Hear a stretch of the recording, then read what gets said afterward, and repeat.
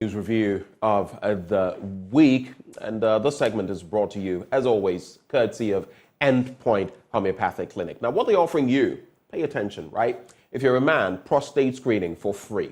If you're a woman, fertility screening, not a prostate. Women don't have prostates. If you're a woman, fertility screening for free.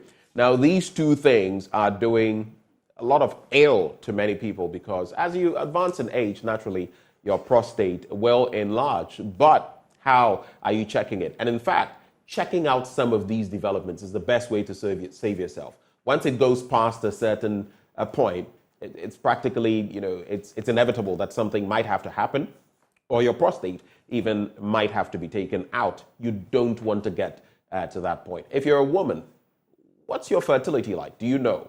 A lot of women are coming up with fibroids nowadays. We've been told that scientifically, practically every woman has some fibroid development. Just as with using glasses, where some people's eye defects don't develop to the point where they need glasses, so too with fibroids. For many women, it may not develop to the point where you need some medical attention or surgery. But do you know your status? Which is why this morning I'm proffering for you Endpoint Homeopathic Clinic. If you'd like to locate them, here's where you can find them. In Accra, they're at Spintex opposite the Shell signboard. In Kumasi, Kronomabwe here, behind the Angel Educational Complex. There's Takra Deanaji Estate. There's Tema Community 22, Techiman Hanswa, and Asiamanzama. Their call lines 0244 867 068 or 0274 234 321. Endpoint Homeopathic Clinic, the end to chronic disease. It's now some 43 minutes off the top of the hour. We're going to maximize the time as we host Kojo Poku, an energy analyst. He joins me for a conversation. Mr. Poku, a very good morning to you. Good morning, my brother. How are you? I'm okay. I hope you are too. Happy New Year. Happy New Year. I've not heard from you, seen you. I mean, the way Ben, me and you are, I was thinking that, me and you would have had a very good Christmas, New Year, probably had a beer or so, but nothing from my brother. Since the presidential primary of your party, you've been pretty busy, and I was also looking forward to hearing something from you. I don't drink beer, by the way, so if we meet, it might have to be something else. Maybe Pito, but not not or maybe a 25-year whiskey, single malt. Hey, where you are taking me? These are senior levels. I've never got to that point. Oh, but you're hanging out with a senior man. You think level don't change? Oh, I see. Okay. I'll take it that way. Kojo, good to have you join the conversation. The first thing I want to run by you, you participated in the presidential primary of the MPP. Since that time, I've seen you post a lot of stuff about Dr. Mahmoud Bawumia, the vice president, among others. I mean, you lent your support to him going into the final bit where it was him together with Kennedy Ejapong and the others. I'd like to find out from you, what have you been up to since that time? Well, basically, there's a lot of work going on in the background. We are still in the election process because, we have the sitting MP coming up this coming Saturday. And good luck to all the parliamentary aspirants, and I wish it goes very well. Personally, I have just been basically, when I was doing the process of the the presidential aspirants, I had a lot of interest in the office. So I had to basically get back to the office and catch up with work. But at the same time, we've been communicating with the team in place, and then basically gearing up, looking at what are some of the things that we would do when this process starts properly next month. So it's been a bit of going back to work to basically catch up with work, and also in the background, basically putting in place some of the things that we hope will serve Ghanaians better when we start and be able to talk to Ghanaians about the things that the government has done and what the coming campaign will look like. I see. All right. And now we're, of course, expecting the parliamentary primaries in some constituencies of the party. Some people have stepped aside, some have been disqualified. In some areas, at least in one area, there's a legal issue, a legal tussle, among others. What are your expectations on that? Especially as today we have a conversation later on the show about electoral violence, and we are looking at not just inter-party, the inter-party situation, but intra-party as well. What do you foresee as far as the parliamentary primaries are concerned?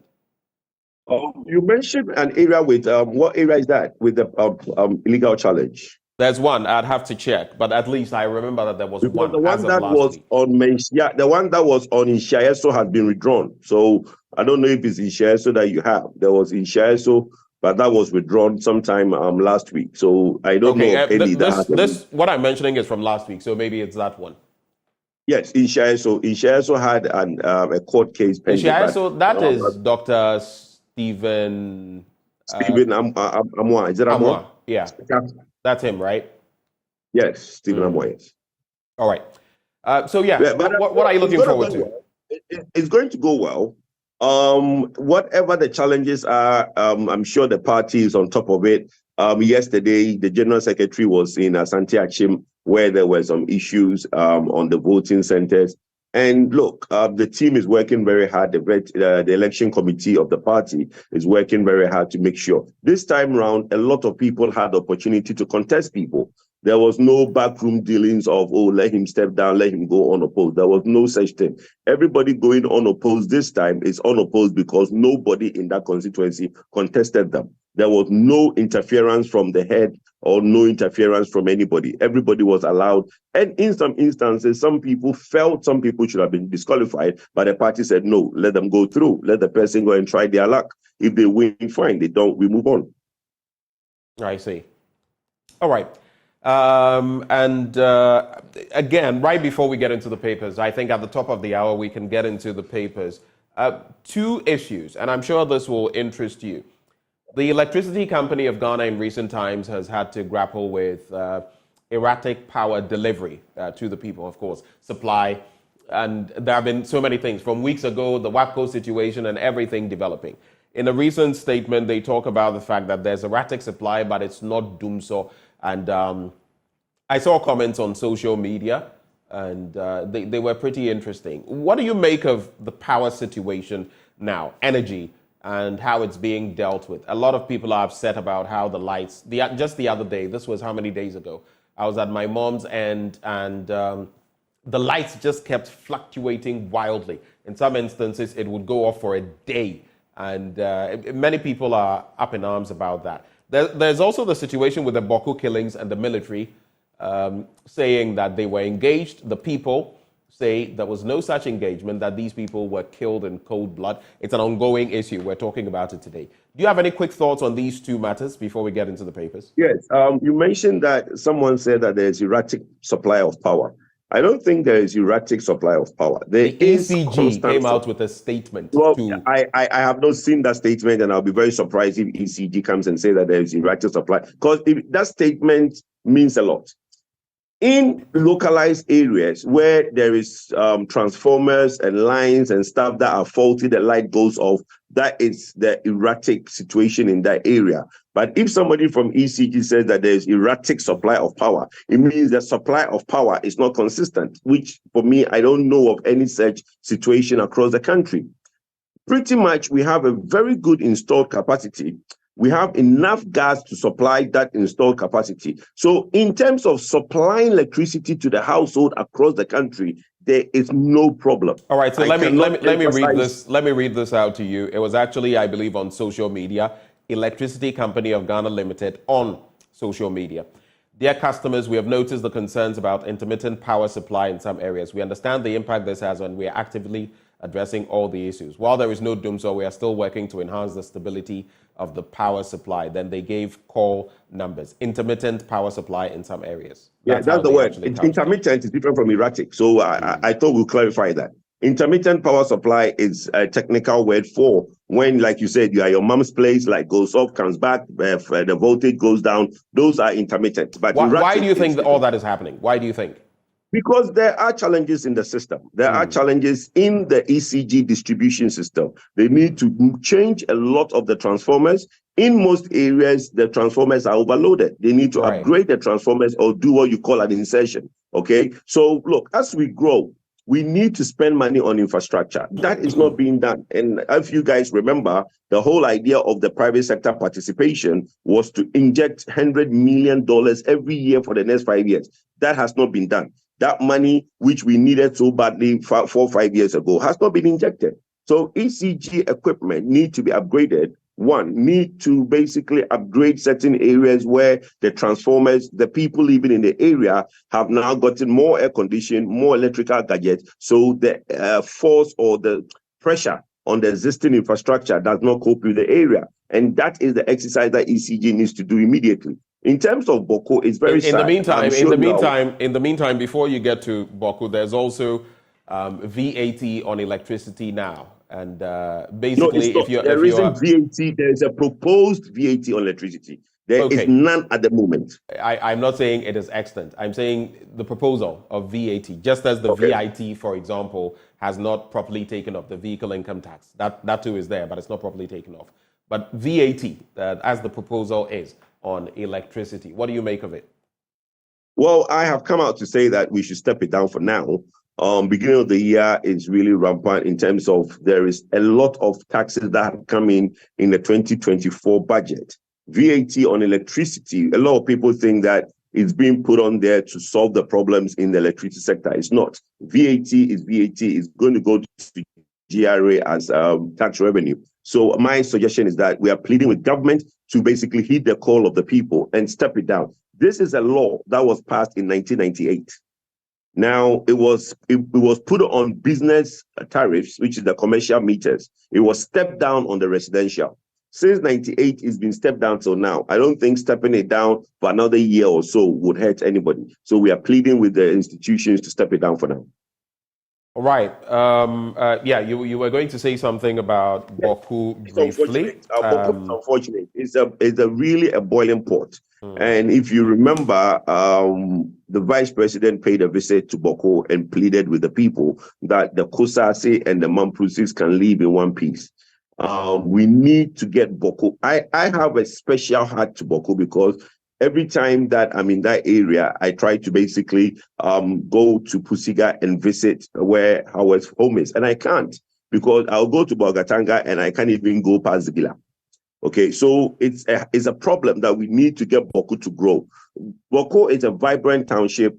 As much as people now see Aflao as a very vibrant town, Boko can be that town where it's a bordering town to Burkina Faso. So if we can solve some of these problems, we can have a very vibrant border town where there will be a lot of development for the people. Now, you look at the Eastern Corridor Road, which now goes through Yendi and goes all the way through the last lot when built will go through Pusiga into the Burkina Faso. That will also bring a lot of development to the Boko area. We are pleading with them to let peace prevail.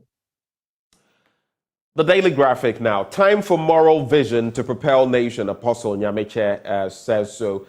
Central Regional House of Chiefs endorses lithium mining agreement. The $600 million second tranche release. IMF reposes. Trust in economy says election won't derail gains. Global thinking, local action must blend to spread development. Dan Boche advocates. GCGL PPAG commit to push youth agenda. And yes, Ghana in do or die clash with Mozambique. I don't know what you make of the performance of the Black Stars so far, but let me add some stories and then you can add your thoughts on that as well. The International Monetary Fund is optimistic that Ghana will stay within the program targets and the 2024 budget in spite of the spending pressures that characterize electoral years in the country. The fund said it had engaged with the government, which had demonstrated a strong commitment to expenditure performance, spending strictly according to the budget in 2024. Now, speaking at a joint news conference by the Ministry of Finance and the IMF on the approval of the first review of Ghana's 3-year extended credit facility program by the Executive Board, the IMF Mission Chief to Ghana, Stefan Rude, said, quote, "We have ratings under the program in terms of spending, which have been codified in the budget that was approved by Parliament." For his part, the finance minister said the IMF board's approval of the first review and the recent agreement with the OCC set the stage for an impending re-engagement with bondholders, which would commence this week. But even as we talk about all of that, you can tie this into the sports. Even as you talk about all of that. There's the issue of the cocoa bills, once more. People saying, for example, those who opted out not getting their returns. It's almost as though if you had opted out, well, there are so many other dynamics at play. What's your reading of the situation? And how will the $600 million impact our economy from where you sit? Well, I think those that opted out, some have been paid. Maybe not everybody has been paid, but there has been some payment that has gone on in the past couple of months. Look, my thoughts on when we went IMF and my criticism of the process and the finance minister in the past. But look, that is water under the bridge. We have to be forward-looking. We've gone through the second tranche and the second review of the IMF program. We've done well so far. Look, we have to basically put ourselves together. Some of us are of the view that we have to lower the expenditure band to basically be in tandem with our revenues. We seem to have a runaway train called expenditure, and then we are trying to catch it up with revenue, and we are taxing all over.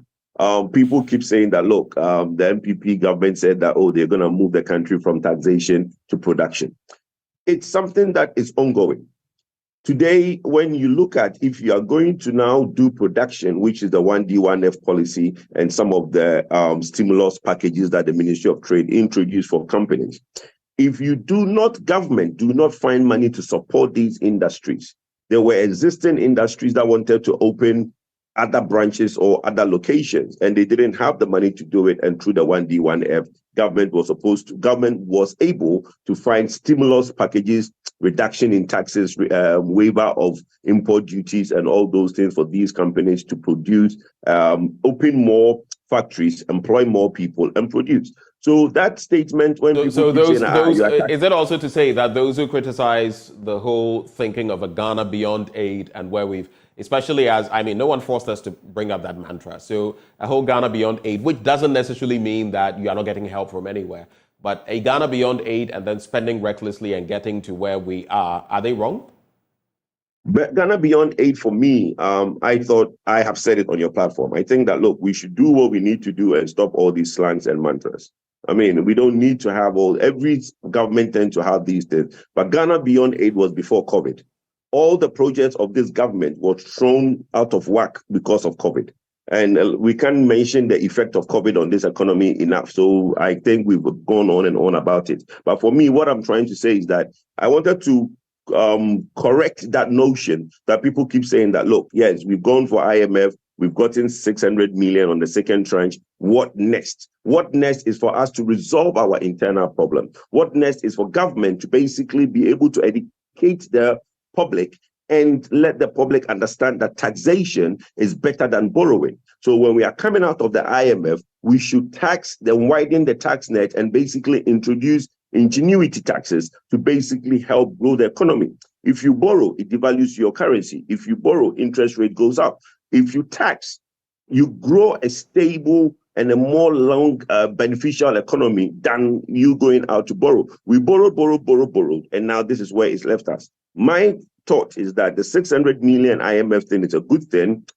A lot of roads that are bad will get done. Look, the MPP government has opened up the country with the 16 regions that we've done. Some of these money will go to some of these new regions to build up infrastructure. We'll be able to support some of the initiatives that the government have. But for me, we need to look beyond that. Let's do the education for people to understand that we need to look within for our future progress, not to be borrowing. That's on that. On the performance of the football, the Black Star is becoming a bit of a sweet and sour taste for me now because, they are doing well and in 1 minute, somebody is scoring 2 goals and we're all saying kudos. The next minute, somebody is reversing and playing the ball back into his own 18 box. I don't know what's going on. All I know is that we need to win against Mozambique. If we win, then we pray that Cape Verde now beats Egypt. That is the only way that we advance to the next round. If not, we are coming back home. Let's get into the next story, Kojopoku. And of course, I think I'll look at the one on page 13, and then we can make progress from there.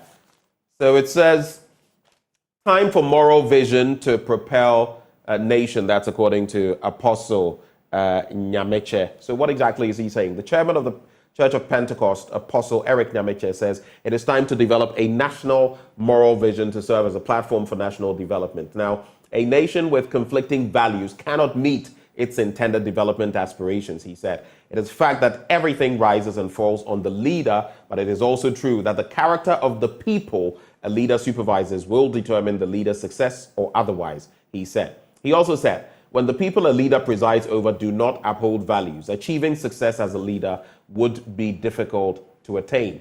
Why didn't Moses, Israel's greatest leader, enter the promised land? The character of the people. Why did the whole priest, Aaron, make for Israel a golden calf to worship? The pressure from the people. Why was he prevented from entering the promised land? The people. This is how he couches it. Of course, the people cannot be extracted from the entire situation or dislocated from it. But I don't know. They will always say that our leaders are picked from within. But at the same time, you look at places like Singapore, it took someone standing against what the people were used to for their society to be transformed. I don't know what you make of this. Well, there can only be one leader. And leaders are picked from within, but that is why a person is called a leader. People are natural born followers and they are natural born leaders. So when you're picking from within, you don't pick followers to come and lead, because then you will always be looking behind him to look for directions. Basically, you have to pick from within a leader. So that leader will now set the example and the natural born leaders will now follow. The point he's making, which is very important, and it ties into some of the things I was going to say on when you brought up the IMF thing. Look, we have a productivity issue. About close to 40% of our internal tax revenue goes towards paying the salaries of government workers. These government workers, for me, I've always said this and gotten a slack for it. Some of them do not give us the productivity that we need to move this country forward. Everybody complains that Ghana is not moving forward. But like you said, it is us. The land, the trees, the rivers are not Ghana. It is the people that make Ghana Ghana. So if we pay all these salaries to people, yes, it might not be enough.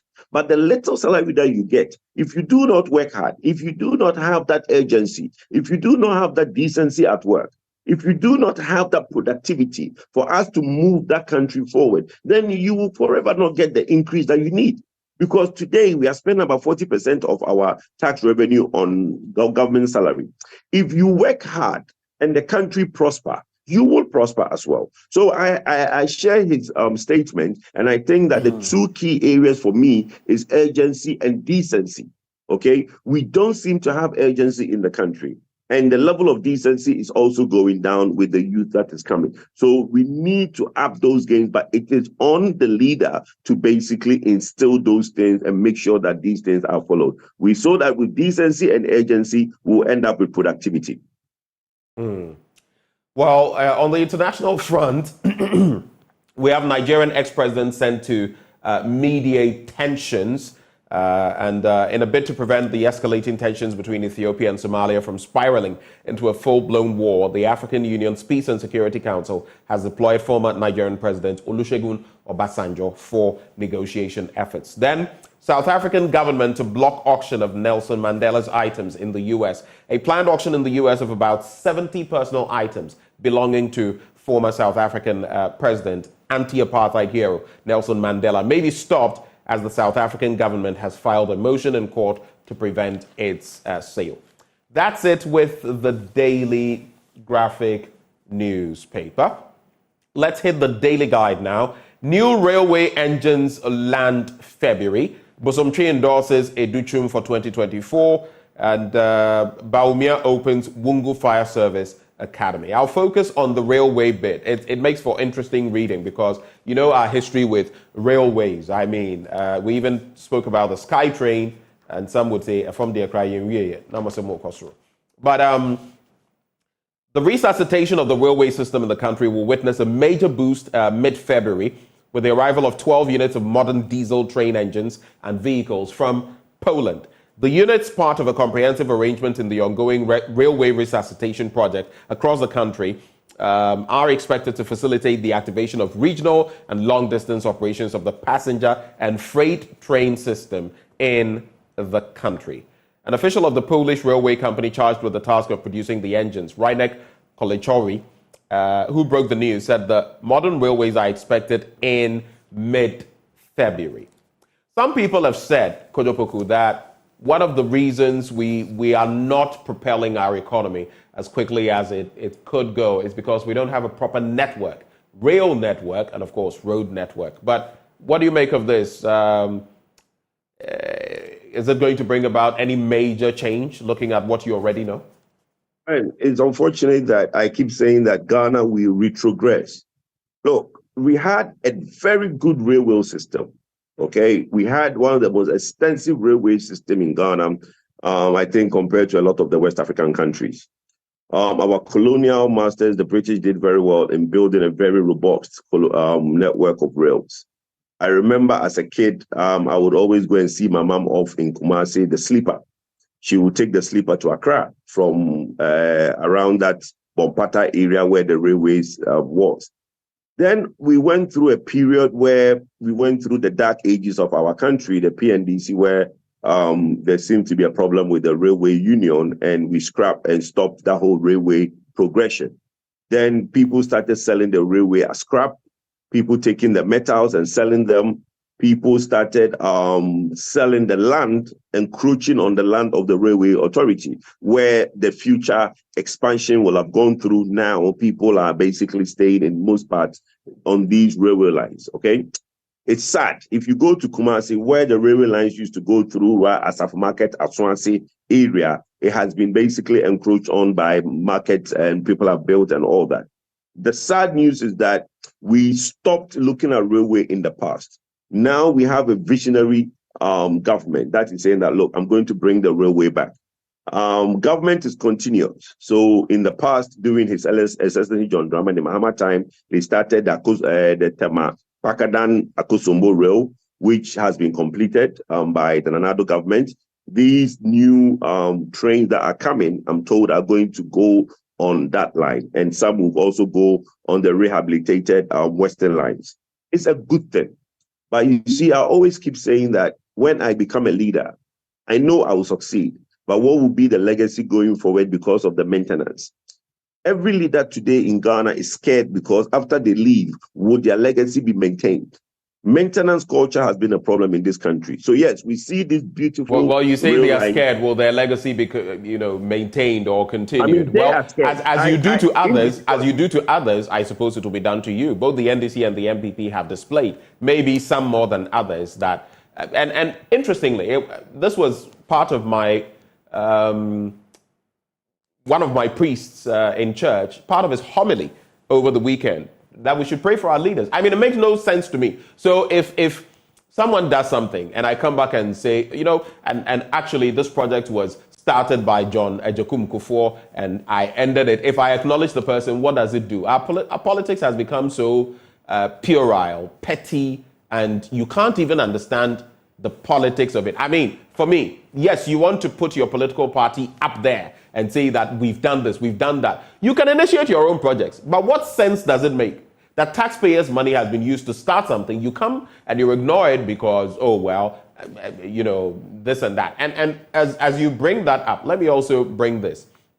In recent times, people have had cause to go after the president, Nana Addo Dankwa Akufo-Addo, in respect of what he said about Ekumfi at that meeting, that, hey, and, I've not paid attention to you. You voted Ato Kujo out in 2020 when I'd made him, he had won in 2016, and I'd given him a deputy ministerial position. With that kind of mindset, how do we get anywhere? Well, look, just to elaborate on that. I want you to also elaborate on what the president said. The Kumfi area has a DCE. The Kumfi area has a DCE. The Kumfi area is part of the Western region. I don't think development in that area has been zero, as people are trying to make it look like, because that was said. You heard from the president's own mouth. He says, I've neglected it. I want your reaction to that. I'm not asking about whether there are any developments in the Kumfi. I wouldn't want to react to that. He can react on his own terms when he has the time why he said that. I don't want to react to that. The point I want to say is that I don't honestly believe that development in that area has been zero. There's been development in that area. But that's not what I don't want to react said. to what the president said. He can react on his own. But my point is, I don't think that development in the Kumfi has been zero. Okay? The point that you bring, which is very important, is that mindset. Look, I have always said that we should be politics of forward-looking. If you are politics of forward-looking, you will embrace what your predecessor has done and put it in good shape, provide maintenance, and also build upon it. That is politics of forward-looking. When we always had that bad mindset, that bastardization mindset, we need to bring him down before I can be somebody. Look, I went around the whole country 3 times and basically told people my vision when I was doing a presidential aspirant thing. Never in my 1 hour, 30 minutes presentation, I ever spoke about anybody. Never. I did not. Because I didn't have to. I was out there telling people about my message, my vision, and what I want to do. So what I think that we should move away from, and that is why, look, for me, I think, Ben, you admit, for someone like us, coming out openly and being part of politics, some people say that, look, it's a breath of fresh air, because our politics is different.